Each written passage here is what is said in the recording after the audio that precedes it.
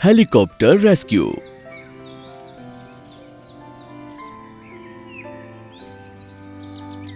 जोधापुर नाम के गांव में राजा नाम का एक मिलिट्री ऑफिसर रहता था। उस गांव के पास में ही एक जंगल था। अक्सर उस जंगल में आग लगती रहती थी, तो उस आग को बुझाने के लिए सरकार ने राजा को हेलीकॉप्टर रेस्क्यू करने के लिए रखा था।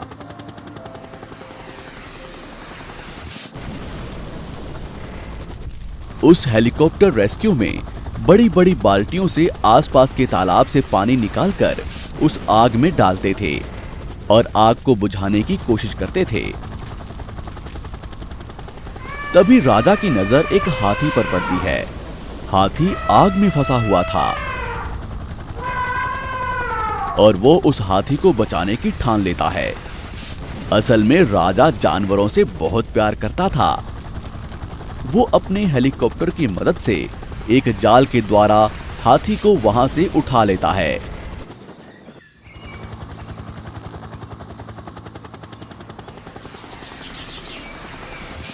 और अपने आंगन में ले जाता है।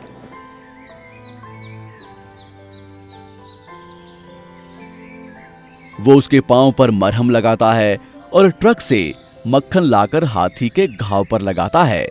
ये सब देखकर राजा का दोस्त वामसी उससे कहता है, अरे राज, लगता है तू पागल है। क्या कोई हाथी को भी घर में लाकर रखता है? क्या वो कोई पालतू जानवर है? उसका पेट भरना मतलब हमारी जायदाद को बेच देना। उसे ले जाकर जंगल में छोड़ दो। उसका पेट भरना कोई मामूली बात नहीं है। अभी तुमने उसके घाव के लिए मक्खन में इतने ज्यादा पैसे खर्च कर दिए हैं। अरे भाई, वो बेजुबान जानवर है, उसकी देखभाल तो हमें ही करनी है। जंगल पूरा जल रहा था और अगर मैं उसे वहीं छोड़ देता तो ये भी जलकर राख हो जाता। सही वक्त पर मैंने इसे देख लिया। राजा गवर्नमेंट रेस्क्यू पर जाते वक्त हाथी को वामसी को सौंप कर जाता है। वामसी हाथी को देखना भी पसंद नहीं करता था, लेकिन फिर भी वो हाथी की जिम्मेदारी ले लेता है। वो उस हाथी से तरह तरह के काम करवाता है, जैसे उस पर रंग डालकर उस पर सवार होना, कार धुलवाना वगैरह वगैरह। एक दिन वामसी के दिमाग में सड़क बनाने की योजना आती है और वो रोड रोलर को रस्सी की मदद से हाथी से बांध देता है और हाथी से रोड रोलर खिंचवाता है। अचानक रस्सी टूट जाती है और रोड रोलर लुढ़कते हुए वामसी के घर की दीवार तोड़ देता है। ये देखकर वामसी कहता है, अरे बेकार में ही मैंने इस हाथी से काम करवाया। मेरा ही नुकसान हो गया। अपने आप को कोसते हुए वो वहां से चला जाता है और इधर राजा गांव से आकर हाथी के बारे में वामसी से पूछता है। वामसी और राजा दोनों बातें करते हुए घर में ही सो जाते हैं। अचानक भारी बारिश होने लगती है और उनके सारे घर में पानी भर जाता है। राजा के बेडरूम में पानी भरने की वजह से वो दोनों कमरे से बाहर नहीं आ पाते और हेल्प हेल्प कहकर चिल्लाते हैं।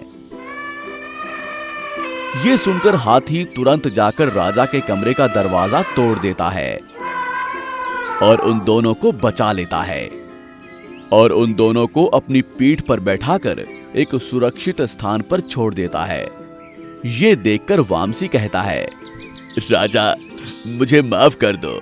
मैंने इस बेजुबान जानवर पर बहुत बेरहमी की, लेकिन इस हाथी ने आज मेरी ही जान बचाई। अगर ये हाथी ना होता तो शायद मैं जिंदा भी ना होता। बेजुबान जानवरों पर तुम्हें जो प्यार है, मैं उसे समझ नहीं पाया। मुझे माफ कर दो। ये कहकर वामसी उस दिन से बेजुबान जानवरों से प्यार से पेश आने लगता है। आपको हमारी ये कहानी सुनकर कैसा लगा, हमें कमेंट बॉक्स में जरूर बताएं। और यदि आप ऐसी ही और भी कहानियां सुनना चाहते हैं तो हमारे चैनल को सब्सक्राइब जरूर करें। शुक्रिया। सिलेंडर वाली बाइक।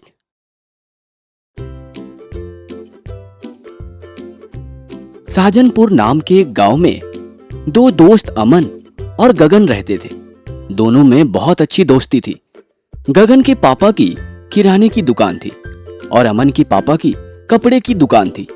अमन और गगन दोनों साथ में खेलते और साथ में साइकिल से स्कूल जाते थे। वह दोनों साथ में बड़े हुए थे। उन्होंने स्कूल की पढ़ाई पूरी कर ली थी। उनके गांव में केवल 12वीं तक स्कूल था। कॉलेज की पढ़ाई के लिए उन्हें शहर जाना पड़ा। अमन भाई, हमें आगे की पढ़ाई के लिए अब शहर जाना होगा। शहर तो यहाँ से दूर है, अब हम कैसे जाएंगे? हाँ भाई, हम शहर कैसे जाए? हमारे पास तो गाड़ियां भी नहीं है। क्यों ना हम इस बारे में अपने मम्मी पापा से बात करें? और दोनों अपने अपने मम्मी पापा से बात करने पहुंचे और इस बारे में बात करते हैं। अमन और गगन के मम्मी पापा तय करते हैं कि दोनों को एक एक बाइक खरीद के देना चाहिए। कुछ समय बाद दोनों के लिए बाइक आ जाती है। बाइक से दोनों शहर पढ़ने जाते हैं और शाम तक वापस आ जाते हैं। गगन तो अपनी बाइक धीरे चलाता था, पर अमन अपनी बाइक बहुत तेज चलाता था और उसे गाड़ी तेज चलाता देख गांव की लड़कियां उससे बहुत खुश हो जाती थी। देखो, अमन तेज गाड़ी चलाता हुआ कितना अच्छा लगता है। अमन लड़कियों की यह बात सुनकर और इतराते हुए गाड़ी चलाता और थोड़ी दूर से मुड़ के वापस आ जाता। हाय गर्ल्स, कैसी हो? वाओ, अमन तुम कितना अच्छा बाइक चलाते हो। जब बाइक चलाते हो तो बिल्कुल जॉन अब्राहम लगते हो। चुप रह, अमन तो पक्का ऋतिक रोशन लगता है। अमन ये सुन के मन ही मन बहुत गदगद हो जाता है और सोचता है, शाबाश अमन, ऐसे ही लड़कियों पे अपना इंप्रेशन जमाते रहना, फिर तू छा जाएगा। लेकिन अभी इनको ज्यादा भाव मत दे। क्या हुआ अमन, क्या सोच रहे हो? कुछ नहीं। क्या तुम मुझे अपनी बाइक की राइड करा सकते हो? नहीं नहीं, अभी नहीं, बाद में, मुझे अभी बहुत काम है। और अमन स्पीड से वहां से चला जाता है। एक दिन अमन की गाड़ी थोड़ी खराब हो गई और धीरे चलने लगी। वह अपनी गाड़ी मैकेनिक के पास लेकर जाता है और मैकेनिक को अपनी गाड़ी में हुई खराबी के बारे में बताता है। तुम्हारी गाड़ी की मशीन ठीक से काम नहीं कर रही है और इसे अच्छे से चलाने के लिए इसमें सिलेंडर लगवाना होगा। अमन ये बात सुनकर बहुत उत्साहित हो जाता है और सोचने लगता है, अगर इससे मेरी गाड़ी और तेज चलने लगा तो अच्छा होगा। यह सब सोचने के बाद अमन अपनी गाड़ी पर सिलेंडर लगवा लेता है, जिससे उसकी गाड़ी और तेज चलने लग जाती है। अपनी गाड़ी में सिलेंडर लगवाने के बाद अमन तुरंत गगन के पास जाता है और उसे अपनी गाड़ी दिखाता है। अमन, ये तूने गाड़ी में क्या लगवा लिया? यह सिलेंडर है, जिससे मेरी गाड़ी माइलेज भी अच्छा देगी और दुगनी तेज चलेगी। यह तूने और क्या लगवा लिया? तू वैसे ही तो अपनी गाड़ी कितनी तेज चलाता था। अब तो थोड़ा ध्यान से चलाना, क्योंकि बारिश का भी मौसम है और हमारे गांव की सड़कों में गड्ढे भी बहुत है, जिसमें फिसलन और कीचड़ भी बहुत है। भाई, संभाल के चलाना तू। हाँ हाँ ठीक है। अमन गगन की बात अनसुनी करके अपने घर चला जाता है। दूसरे दिन सुबह अमन और गगन दोनों कॉलेज जाने के लिए निकलते हैं। अमन देखता है कि एक लड़कियों का ग्रुप जा रहा है। लड़कियों को दिखाने के लिए अमन अपनी गाड़ी की स्पीड बढ़ाकर स्टाइल मारते हुए उनके सामने से जाता है और रोड पर ध्यान ना होने के कारण वो गड्ढे में स्लिप होकर गिर जाता है। गिरने के कारण अमन की गाड़ी का सिलेंडर टूट जाता है और टूटकर कीचड़ से भरे गड्ढे में गिर जाता है और कीचड़ उछलकर अमन के पूरे मुंह और कपड़ों में गिर जाता है। यह सब देखकर लड़कियां अमन की खूब हंसी उड़ाने लग जाती है। अमन की सारी स्टाइल धरी की धरी रह जाती है। Tractor mini bus. शहर से बहुत दूर 5 पीढ़ी नाम का एक गांव था। शहर से बहुत दूर होने के कारण लोगों के शहर आने जाने में बहुत समस्या होती थी। उसी गांव में ज्यादातर लोग गरीब थे। इसी कारण किसी के पास भी किसी प्रकार का कोई वाहन नहीं था। या तो लोग पैदल जाते या तो लोग बैलगाड़ी से जाते। इसी वजह से लोगों के आने जाने में बहुत समस्या होती थी। एक दिन की बात है, चेतू नाम का एक आदमी घर में टहल रहा था और कुछ सोच रहा था। चेतू एक नंबर का लालची किस्म का आदमी था। लोगों की भलाई के बारे में कभी नहीं सोचता था। हमेशा जितना ज्यादा हो सके पैसे कमाने की सोचता, चाहे वो सही काम हो या गलत, पैसा मिलना चाहिए बस। अरे यार, गांव है कि एकदम बकवास है, कहीं आने जाने का तो कोई सुविधा ही नहीं है। एक छोटा सा काम के लिए शहर जाना पड़ता है, वो भी आने जाने में ही कितना पैसा लग जाता है। एक तो कोई काम धाम भी यहाँ नहीं है इस गांव में। शहर काम करने के लिए भी जाओ तो आने जाने में ही पूरा पैसा खत्म हो जाता है। कुछ तो करना पड़ेगा यार। ऐसा कहकर वो घर से चला जाता है और एक ठेले के पास जाकर बैठता है और पेपर पढ़ने लगता है। ओ काका, एक कप चाय दो यार। तभी चेतन की नजर एक विज्ञापन पर पड़ती है। सेकंड हैंड ऑटो 20,000 रुपए में। अरे वाह, मात्र 20,000 रुपए में ऑटो मिल रहा है। वह सोचता है, क्यों ना मैं इस ऑटो को खरीद लूं और गांव से शहर तक चलाऊं। ऐसे सोचकर चेतन दूसरे दिन वह ऑटो खरीद लेता है।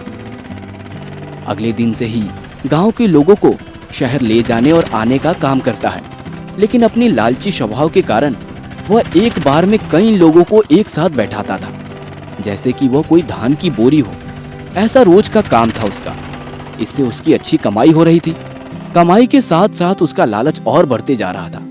एक दिन गांव के चौराहे में खड़े होकर जोर जोर से चिल्ला रहा था, चलो चलो शहर चलो, जल्दी आओ नहीं तो ऑटो छूट जाएगी। इतने में कुछ लोग ऑटो में बैठने के लिए आते हैं, लेकिन ऑटो में पहले से ही 4 लोग बैठे हुए होते हैं। अरे भाई, ऑटो में 4 लोग पहले से ही बैठे हुए हैं, और कितनों को बैठाओगे? हम आदमी हैं भाई, धान की बोरी नहीं है। ओ भाई, बैठना है तो बैठो, नहीं तो जाओ पैदल।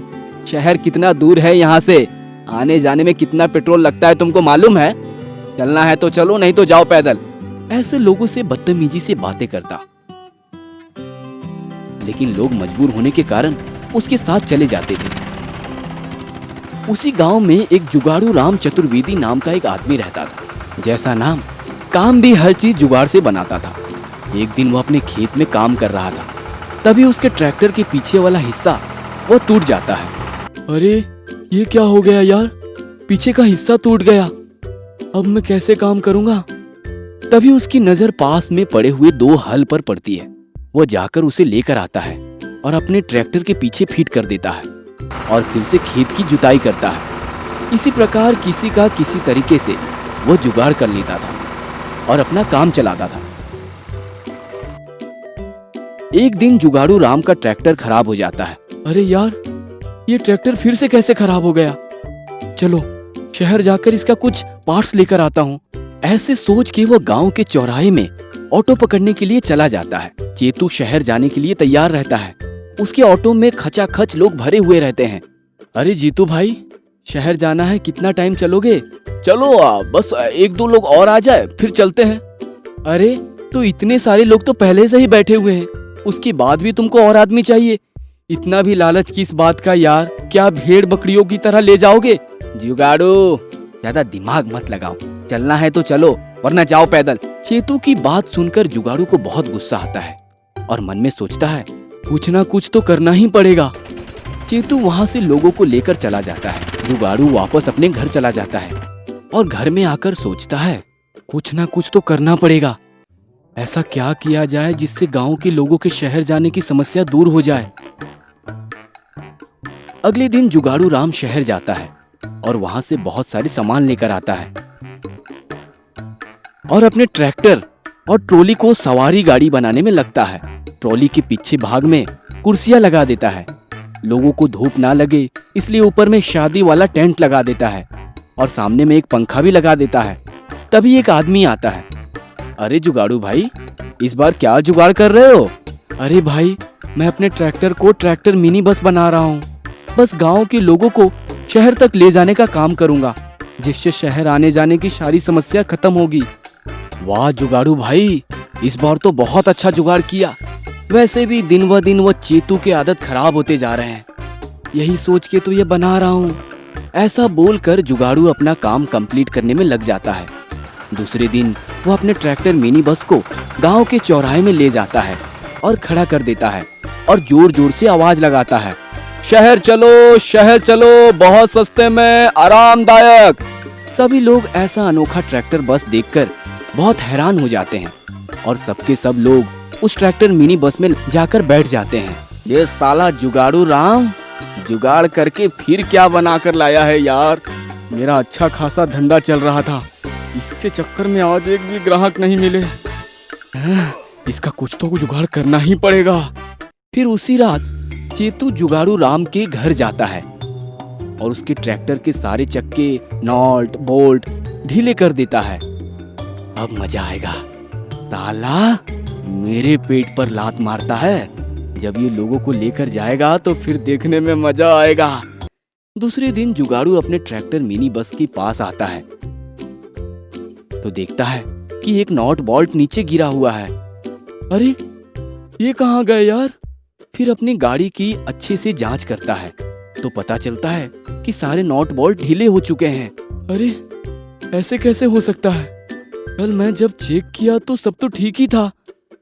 उसको शक होता है और अपने ट्रैक्टर मिनी बस को ठीक करके गांव के चौराहे पर पहुंचता है और उधर चेतू इंतजार करता रहता है। आज तो मजा आएगा, मेरे काम में टांग अड़ाता है। रोज की तरह जुगाड़ू अपने ट्रैक्टर मिनी बस में लोगों को बैठाता है और शहर की ओर निकलता है। चेतू उसके पीछे पीछे अपनी ऑटो लेकर निकलता है और ट्रैक्टर मिनी बस को ओवरटेक करने लगता है। कुछ दूर चलने के बाद, चेतू तू हमको गिराना चाहता था ना, अब देख बेटा तेरा क्या होता है। ऐसा बोलकर जुगाड़ू जोर से ऑटो को टक्कर मारता है और ऑटो अपना बैलेंस खोकर लुढ़कते लुढ़कते एक बड़े से गड्ढे में गिर जाता है। सभी लोग दौड़कर वहां पहुंचते हैं। चेतू छोटी सी डाली के सहारे लटका हुआ रहता है और ऑटो नीचे गिरा हुआ रहता है। बचाओ बचाओ बचाओ रे, कोई तो बचाओ। क्यों रे, तूने ही कल रात को सारे बोल्ट ढीले किए थे ना मेरे ट्रैक्टर के, ताकि हम लोग गिर जाए। हाँ, अब तू लटका हुआ रहा यहीं पे। हाँ भाई, मैंने ही किया था, मुझे माफ कर दो। मैं आगे से ऐसा कुछ भी नहीं करूँगा। अब कृपा करके मुझे यहाँ से बाहर निकालो, मैं मरना नहीं चाहता। अभी तो मेरी शादी भी नहीं हुई है। सभी लोग मिलकर उसको वहाँ से बाहर निकालते हैं। मुझे माफ कर दो जुगाड़ू भाई, मैं लालच और जलन के कारण तुम्हारा नुकसान करने का सोच रहा था, मुझे माफ कर दो। ठीक है, आगे से ऐसा कुछ मत करना। और सभी लोग मिलकर रस्सी से ऑटो को बांधकर बाहर निकालते हैं। इसके बाद दूसरे दिन से चेतू और जुगाड़ू राम दोनों गांव के लोगों को शहर जाने और लाने का काम करते हैं। दोस्तों, अगर आपको ये कहानी अच्छी लगी और आप आगे भी इस प्रकार की कहानियां देखना चाहते हैं तो हमारे इस चैनल को जरूर सब्सक्राइब करें